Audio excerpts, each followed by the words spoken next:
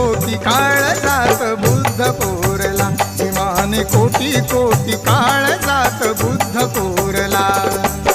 मानवतेचा शिल्पकार ह्या जगामध्ये ठरला, मानवतेचा शिल्पकार ह्या जगामध्ये ठरला. भीमाने कोटी कोटी काळजात